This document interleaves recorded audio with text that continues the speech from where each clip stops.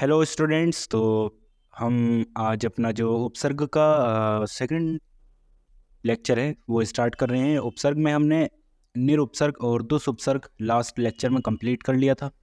दुस उपसर्ग तक हमने बात कर ली थी, 22 आउट ऑफ 22 उपसर्ग। और आज हम उससे नीचे यानी कि दुर उपसर्ग से स्टार्ट करेंगे। ठीक है, तो लेक्चर स्टार्ट करने से पहले मैं आप लोगों को बताना चाहूँगा कि यूट्यूब पर कंटिन्यूअस वीडियो जो है अपलोड नहीं हो पाती हैं, इसलिए अगर आप मेरा ऑनलाइन क्लासेस ज्वाइन करना चाहते हैं तो स्क्रीन पर दिए गए जो व्हाट्सअप नंबर स्क्रीन पर आपको दिख रहा है उस पर कांटेक्ट कीजिए, या इस कांटेक्ट नंबर पर आप बीएमएस के किसी भी सब्जेक्ट को लेकर अगर कोई भी आपको क्वेरी है तो डायरेक्ट कॉल भी कर सकते हैं, मैसेज भी कर सकते हैं। ठीक है, डेली मेरी नाइट में 8 to 9 और 9 to 10 ऑनलाइन बैचेस रनिंग है। अगर आप उनको ज्वाइन करना चाहते हैं तो ज्वाइन कर सकते हैं। ठीक है, अब हम बात करते हैं उपसर्ग के नेक्स्ट लेक्चर की। इसका नाम है दुर उपसर्ग। ठीक है, और आप लोगों से कहना चाहूँगा जितने मेरे व्यूज़ आते हैं उतने सब्सक्राइबर इस चैनल पर गेन नहीं होते हैं। ठीक है, आपका सब्सक्राइब, आपका लाइक, आपकी कमेंट जो है मुझको और ज़्यादा लेक्चर बनाने के लिए मोटिवेट करता है। तो आप लोगों से एक्सपेक्ट करता हूँ कि आप लोग मेरे लेक्चर देख के, अगर आपको लेक्चर अच्छा लगता है, कुछ भी यूज़फुल पार्ट लगता है, तो चैनल को सब्सक्राइब कीजिए, वीडियो को लाइक कीजिए और शेयर कीजिए अपने दोस्तों के साथ। ठीक है, तो यहाँ से हम अपना लेक्चर उपसर्ग का सेकंड लेक्चर स्टार्ट करते हैं। तो सबसे पहले हमारी उपसर्ग में बात आती है दुरुपसर्ग।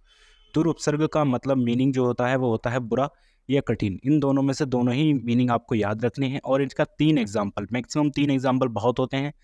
एग्जाम में, आपकी यूनिवर्सिटी एग्जाम में केवल 2 एग्जाम्पल लिखने को आएंगे। ठीक है, तो आपको दुर उपसर्ग गति धातु में लगाता हूँ तो बनती है दुर्गति, यानी कि दुर प्लस गति धातु दुर्गति। उसके बाद में ऐसे ही दुर प्लस जना धातु दुर्जना, इसमें दुर उपसर्ग है। इसी तरीके से दुर प्लस व्यवहार दुर्व्यवहार। ठीक है, जब हम संधि पढ़ेंगे तो हम पता चलेगा कि जो रा था वो वा पे ऊपर कैसे शिफ्ट हो जाता है, वो हम तब बात करेंगे। ठीक है, अब हम बात करते हैं नेक्स्ट उपसर्ग की। तो अब आता है वी।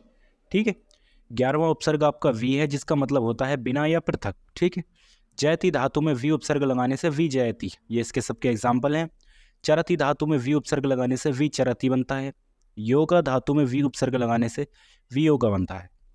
3 एग्जाम्पल वी के आपको याद रखने हैं, और ये इसका दोनों मीनिंग आपको वी उपसर्ग के याद रखनी है। ठीक है, उसके बाद में बात करते हैं हम आंग। इसको पढ़ते हैं आंग। ठीक है, या फिर इस तरीके से सिर्फ बड़ा आ लिख कर भी आप ये उपसर्ग शो कर सकते हैं। ये देखिए, उसके बाद में ये उपसर्ग है, इसका मतलब होता है पर्यंत। पर्यंत मतलब अंत की ओर या फिर ओर। ठीक है, तो चारा धातु में आ उपसर्ग लगाने से आचार। आचार मतलब कोई भी बिहेवियर आपका। ठीक है, आचार। उसके बाद में हार धातु में आ उपसर्ग लगाने से आपका बनता है आहार। ठीक है, उसके बाद में याता धातु में आ लगाने से आयात। आयात मतलब आयात निर्यात मतलब इम्पोर्ट एक्सपोर्ट वाला काम पूरा। ठीक है, उसके बाद में हम आगे बढ़ते हैं। हमारे 12 उपसर्ग पूरे हो गए हैं, आज उपसर्ग हम कंप्लीट कर लेंगे। उसके बाद में हम बात करते हैं नी। नी का मतलब होता है नीचे या विशेष। तो वास धातु में नी उपसर्ग लगाने से निवास, ये वर्ड बनता है। वार्णम धातु में नी उपसर्ग लगाने से निवार्णम, ये बनता है। रोग धातु में नी उपसर्ग लगाने से निरोगा। निरोगा मतलब स्वस्थ व्यक्ति या फिर हेल्थ। ठीक है, उसके बाद में हम बात करते हैं अधि। तो अधि धातु में अधि, अधि उपसर्ग का मीनिंग होता है ऊपर, यानी कि किसी के भी अप या फिर श्रेष्ठ, है ना।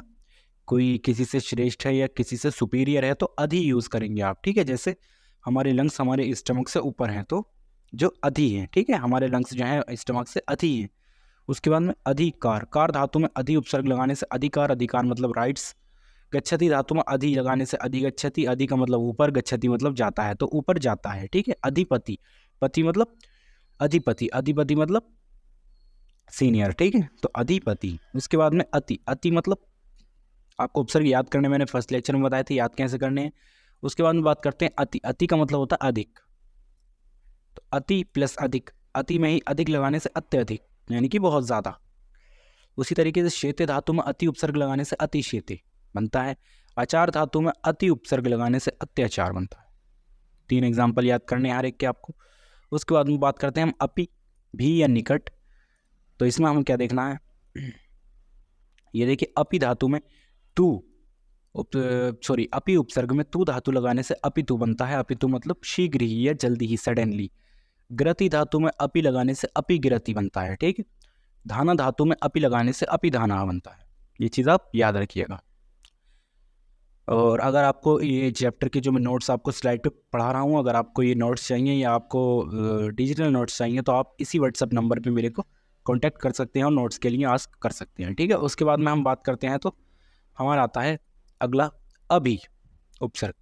इसका मतलब होता है चारों ओर, याद रखिएगा, इसका मतलब होता है चारों ओर। अभी मीनिंग उपसर्ग का मतलब मीनिंग चारों ओर। तो अभिमुख, अभिमुख यानी कि जिसका चारों ओर मुख है। अभी प्लस उदय यानी कि अभ्युदय, यानी कि सूरज का उगना, जैसे कहते हैं ना सूर्योदय, तो सूरज का उगना ऐसी।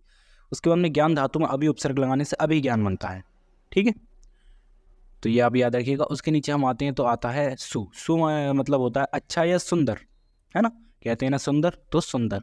सु प्लस पचती, पचती मतलब डाइजेशन या पचना, सुपचती यानी कि अच्छी तरीके से डाइजेशन, अच्छा डाइजेशन, ठीक है। चरती, सु धातु, सु उपसर्ग चरती धातु से मिलने के बाद सुचरती बनाता है। गंध धातु में सु उपसर्ग लगाने से सुगंध, सुगंध मतलब स्मेल, ठीक है। अब वो स्मेल अगर गंदी होगी तो वो दुर्गंध हो जाएगा, ठीक है, वो अब अभी हम आगे बात करेंगे। उत, उत मतलब ऊंचा या श्रेष्ठ। तो याद रखिएगा एक यहाँ पे थोड़ा सा ट्विस्ट है, उत धातु को उद भी कहा जाता है, जैसा मैंने सारे एग्जाम्पलों में लिख रखा है, ठीक है।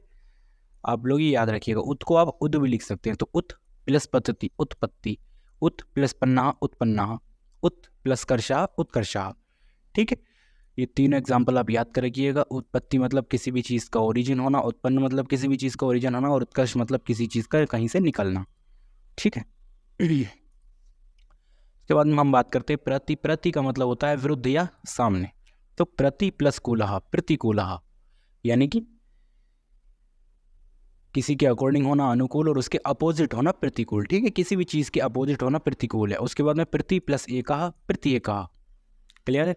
उसके बाद में प्रति प्लस करोति, प्रति करोति, है ना, यानी कि गलत करना या सामने किसी की कुछ करना या विरुद्ध करना, किसी का विरोध करना, प्रति करोति, क्लियर।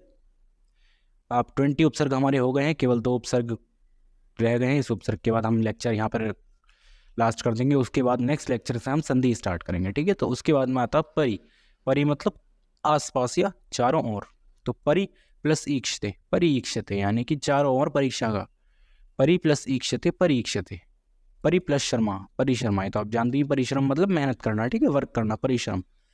क्रमा धातु में परि उपसर्ग लगाने से परिक्रमा, परिक्रमा मतलब चारों ओर घूमना, है ना, जैसे बोलते हैं हम पहले पढ़ते थे बचपन में, जो धरती है वो सूर्य के चारों तरफ परिक्रमा करती है, यानी कि चारों ओर घूमती है, ठीक है। उसके बाद में हम बात करते हैं उप उपसर्ग, लास्ट उपसर्ग है, याद रखिएगा। उप का मतलब होता है समीप या निकट। तो सर्गा धातु में उप उपसर्ग लगाने से उपसर्ग ही बनता है, जो हम टॉपिक पढ़ रहे हैं वही नाम यहाँ पर आ गया उपसर्ग, ही आपको याद रहेगा, इसीलिए मैंने यहाँ पर लिखा है, ठीक है। उसके बाद में चारा धातु में उप उपसर्ग लगाने से उपचार बनता है, ठीक है, उपचारा। उसी तरीके से योग धातु में उप उपसर्ग लगाने से उपयोगा बनता है। तो ये आप तीनों एग्जाम्पल याद कर सकते हैं। तो यहाँ पर हमारा ये उपसर्ग टॉपिक जो है समाप्त हो गया है, ठीक है। यहाँ पर हमने सबसे पहले उपसर्ग पढ़ा था, उपसर्ग की डेफिनेशन पढ़ी थी। डेफिनेशन पढ़ने के बाद हमने पता किया था कि उपसर्ग जो होते हैं ऐसे शब्द या शब्दों के अंश होते हैं, शब्दांश होते हैं जो धातु के पहले लगते हैं, ठीक है, यानी कि धातु के पूर्व में प्रयोग होते कर उनके अर्थ को बदल देते हैं, परिवर्तित कर देते हैं, या फिर अलंकृत, अलंकृत मतलब बहुत ज़्यादा उसको सजा देते हैं, या अच्छा यानी कि जिनको बोलने में अच्छा लगता है ऐसा बना देते हैं। तो उपसर्ग कहाँ प्रयोग होते हैं, उसके बाद में हमने 22 उपसर्ग आपको सीक्वेंस से याद होने चाहिए, कैसे पर परा अब सम अनु अवन्य से निरुद्ध सुदूर वी आंग, इसी तरीके से आपको जैसा मुझे याद है इसी तरीके से आपको 22 उपसर्ग याद होने चाहिए। उपसर्ग याद करने के बाद हर एक उपसर्ग का मीनिंग, एक या मैक्सिमम 2 मीनिंग आप याद कर सकते हैं, और ये याद करने के बाद आपको लगभग 3 एग्जाम्पल जो मैंने हर उपसर्ग के नीचे लिख रखे हैं वो आपको याद करने हैं, ठीक है। 5 मार्क्स का टॉपिक है आपके BMS सिलेबस में ही। अब नेक्स्ट टॉपिक जो हम याद करेंगे वो संधि स्टार्ट करेंगे, ठीक है। तो आप लोगों से रिक्वेस्ट है कि आप लोग मेरा ये चैनल सब्सक्राइब कर लीजिए, और किसी को अगर ऑनलाइन क्लासेस मेरी ज्वाइन करनी है जहाँ पर आप डाउट भी पूछ सकते हैं, आप मेरे से BMS की किसी भी सब्जेक्ट को लेकर डिस्कस कर सकते हैं, तो स्क्रीन पर दिए गए नंबर पर मुझे कांटेक्ट कीजिए, व्हाट्सअप कीजिए, ठीक है। तो इस लेक्चर को हम यहीं बंद करेंगे। Thank you.